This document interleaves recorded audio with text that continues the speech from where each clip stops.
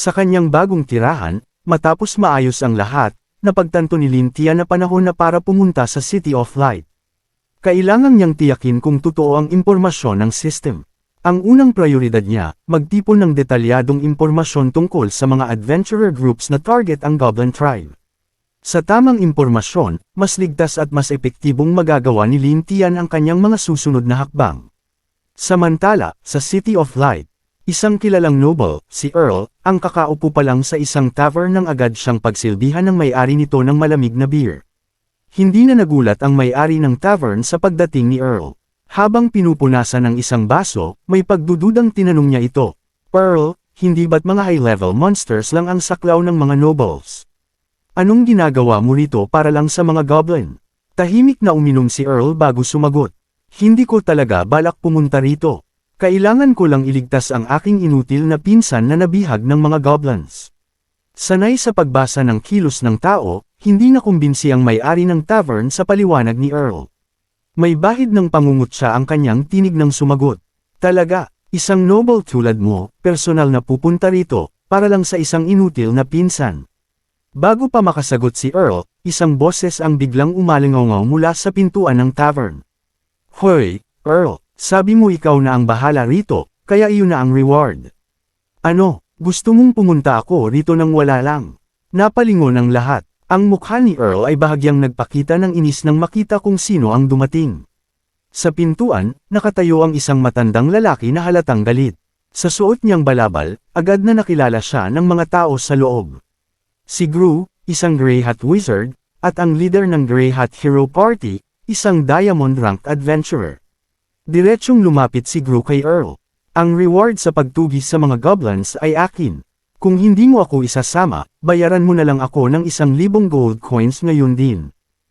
Napangisi si Earl, may bahid ng panunuya sa boses. "Matanda, ang tapang mo ah. Bakit hindi mo na lang?" Bago pa niya matapos ang sasabihin, isang malakas na halakhak ang umalingaw mula sa sulok ng tavern.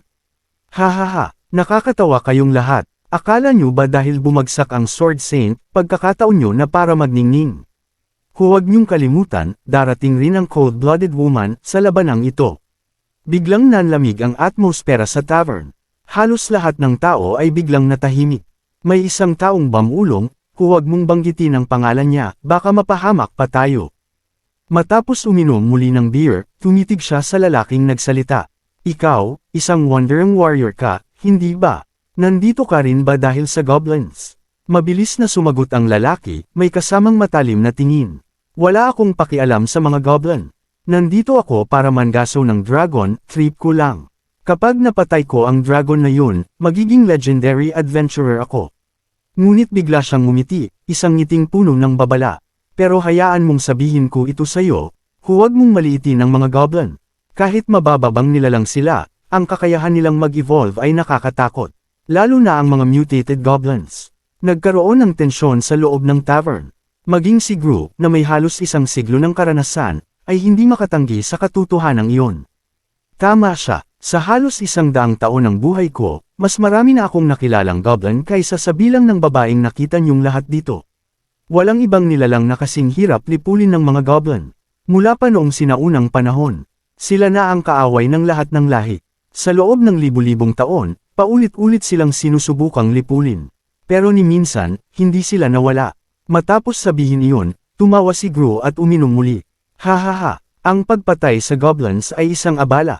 Kung hindi lang dahil sa reward, wala akong balak makisali sa kaguluhang to." Napaisip si Earl. Alam niyang may katotohanan ang mga sinabi ng mga ito. Kahit ang Sword Saint at ang kanyang makapangyarihang knights ay natalo sa kamay ng mga goblins. Ibig sabihin, mas magiging maingat siya. Mabilis siyang gumawa ng desisyon. "Gru, may alok ako sayo. Kung sasali ka sa akin para lipulin ang mga goblins, sayo na ang buong reward." Nagulat si Gru. Lahat ng reward, sa tingin niya, masyadong mapagbigay ang alok na iyon. Pero sa loob-loob niya, naisip niyang kung magiging delikado ang sitwasyon. Hahayaan na lang niya ang Snow Trumpet Party ang lumaban. Mas mabuti nang sila ang masaktan kaysa siya. Kaya, sa huli, tinanggap ni Gru ang alok. Agad nilang inilabas ang isang mapa at sinimulang pag-usapan ang kanilang estratehiya. Nagmungkahi si Gru, "Huwag tayong dumaan ng hayagan. Kumuha lang tayo ng maliit na grupo at dumaan sa kagubatan ng palihim. Kapag natunton natin ang kinaroroonan ng mga goblin, tatapusin natin sila ng mabilis at brutal. Ngunit hindi sumang-ayon si Earl. Marami pa ring hindi tiyak na impormasyon tungkol sa mga goblin, kaya iginiit niyang magsagawa muna ng masusing investigasyon bago bumuo ng detalyadong plano. Naasar si Gru sa sobrang pag-iingat ni Earl. Sa tingin niya, sobrang maingat ng binatang ito para sa isang simpleng misyon. Dahil ayaw niyang maabala, ipinasa na lang niya kay Earl ang lahat ng responsibilidad sa pagpaplano. Bagamat inis, nanatiling kalmado si Earl. May sarili siyang plano sa isip at hindi niya hahayaang sirain iyon ng kay-abangan ni Gru. Biglang pumasok sa tavern ng isang lalaking naka-full iron armor. Agad siyang napansin ng lahat. Nagtaka ang mga tao, sino ang lalaking ito? Ngunit bago pa nila malaman, agad siyang nakilala ni Gru, at nagulat siya sa nakita. Si Goblin Slayer mismo ang nasa harapan nila. Mabilis na iminungkahi ni Gru na mag-usap sila. Nagulat din si Earl. Napagtanto ni Earl ang halaga ng pagkakaroon ng isang malakas na kakampi. Kaya lumapit siya kay Goblin Slayer ng may paggalang. Paumanhin kung hindi kita agad nakilala. Ngunit walang interes si Goblin Slayer na pag-usapan ito. Diretso siyang nagtanong, bakit mo ako pinigilan? Sandaling napahinto si Earl, hindi dahil sa tanong, kundi dahil nagulat siya sa boses ni Goblin Slayer. Parang kakaiba ito, hindi maiwasan ni Earl ang mag-isip, ang taong ito, ang weird. Sinasabi niyang ayaw niya ng atensyon, pero ang suot niya sobrang kakaiba. Sa gitna ng katahimikan, biglang sumingit si Gru. Hahaha, siya nga ba yung lalaking pumatay ng isang goblin leader? Narinig ko, sa labanang iyon, pinatay mo ang 1,000 goblin mag-isa. Nagulat si Earl sa narinig. 1,000 goblin. Hindi posible yan. Ngunit bago pa niya maproseso ang impormasyon, mabilis na nagmungkahi si Gru. Goblin Slayer, gusto mong makipagtulungan sa amin para tapusin ang mga goblin dito. Ngunit agad na tumanggi si Goblin Slayer. Sa malamig na boses, sinabi niya ang kanyang kilalang linya. Hindi ako nakikipagtrabaho sa mga nagpapabagal sa akin. Pagkasabi noon, walang pakialam niyang itinulak si Earl at nagpatuloy sa paglalakad. Nag-init ang ulo ni Earl. Ang bastos ng taong to. Pati si Gru, naiinis na rin. Ang yabang mo. Tingnan natin kung hindi ka rin hihingi ng tulong pag nahuli ka ng mga goblin. Umalis si Gru, halatang naasar. Sinabihan niya si Earl, tama na ang pag-aaksaya ng oras.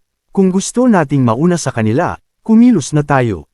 Hindi natin pwedeng hayaan na may makakuha ng kredito sa misyon na to bukod sa atin. Ngunit hindi nagmadali si Earl. Gusto niyang magsagawa ng masusing paghahanda. Para sa isang arroganting tulad ni Gru, sayang lang sa oras ang paghahanda. Pero para kay Earl, isang pagkakamali lang ang kailangan para mapahamak sila. Samantala, si Lin Tian ay nasa labas na ng City of Light.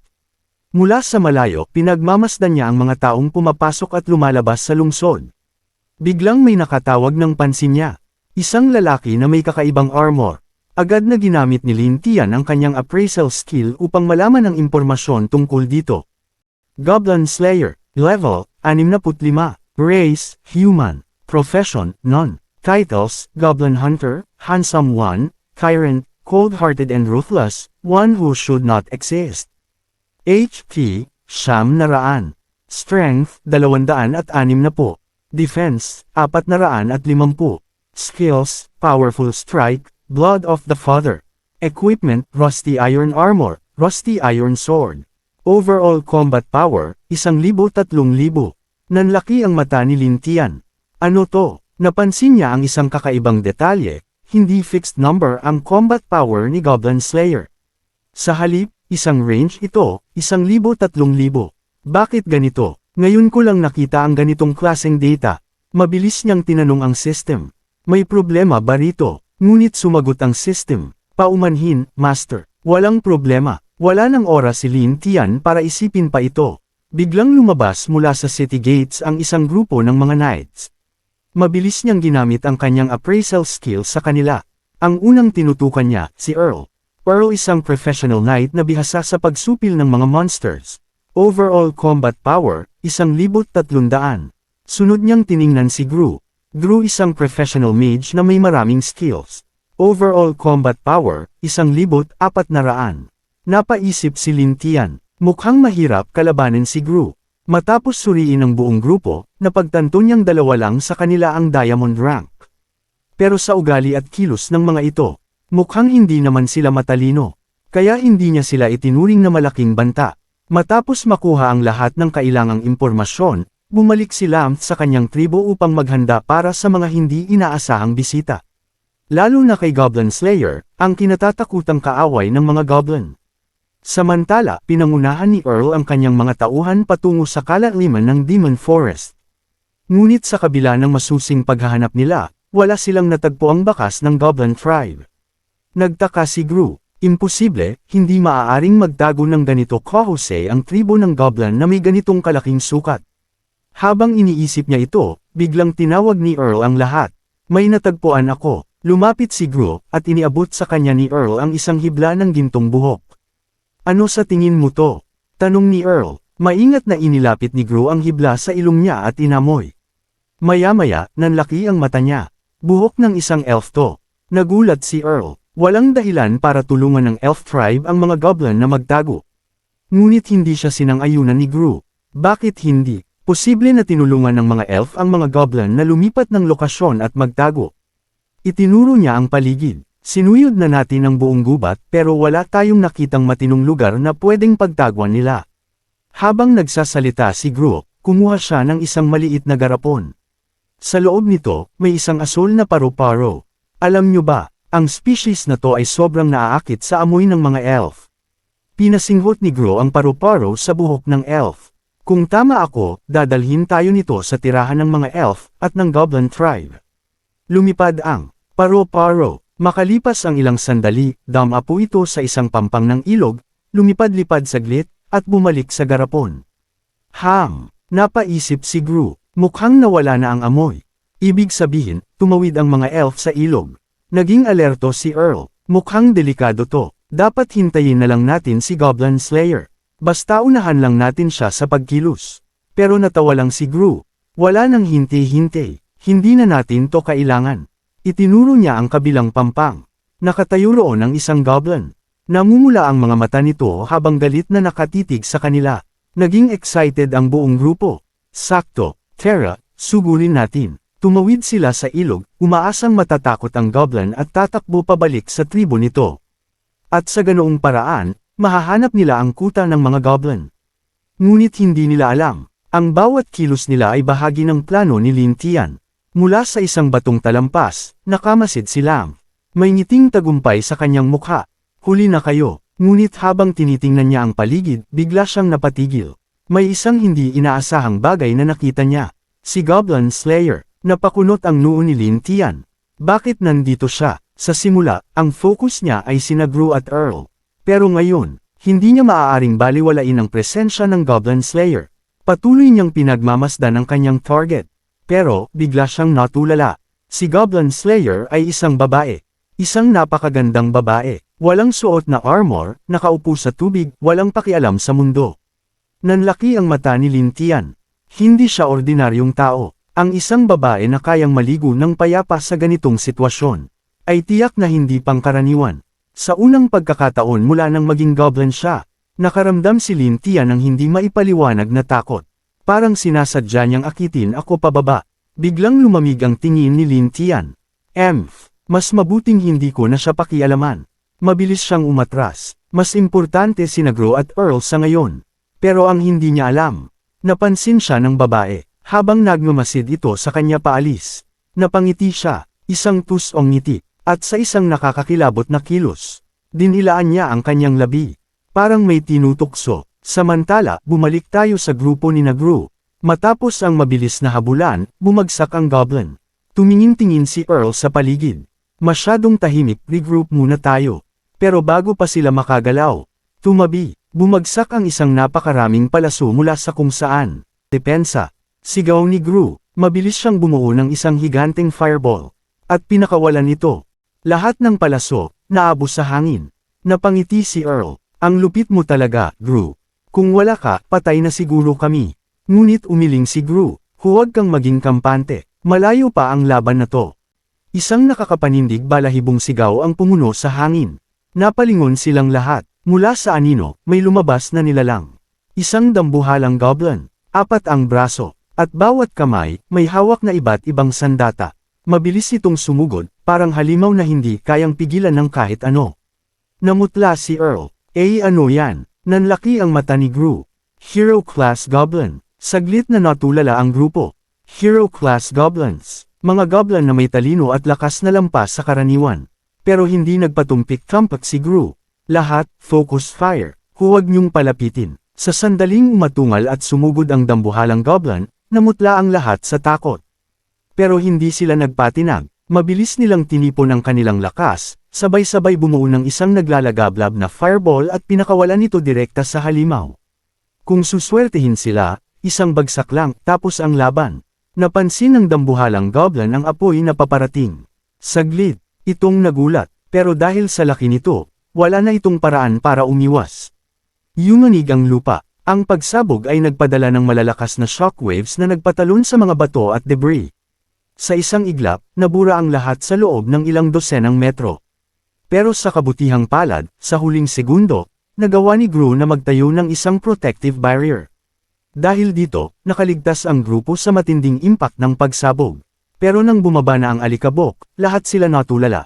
Doon, sa gitna ng nawasak na lupa, nakatayo pa rin ang dambuhalang goblin. Walang galos. Namumula ang mga mata nito sa galit. Mas mabangis kaysa dati. Kahit ang mga batikang mandirigma, mga sanay sa laban ng buhay at kamatayan, nang inag sa nakita nila. At bago pa nila namalayan, sa likuran nila, isang hukbo ng mas maliliit na goblin ang sumugod. Napasigaw si Earl, huwag magkalat, regroup tayo. Dumami man ang mga goblin, mababa pa rin ang antas nila.